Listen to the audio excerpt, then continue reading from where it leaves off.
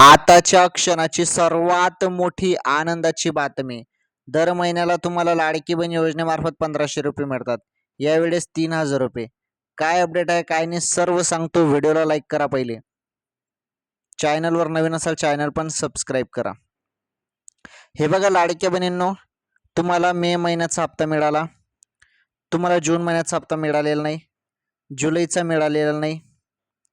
Okay, तुम्ही 2 हप्त्याची वाट बघत आहेत. म्हणजे चर्चा सध्या अशी चालू आहे यूट्यूबवरती किंवा इतर सोशल मीडियावरती की तुम्हाला 2 महिन्याचे 3000 रुपये मिळतील. खरंच 3000 रुपये मिळणार का?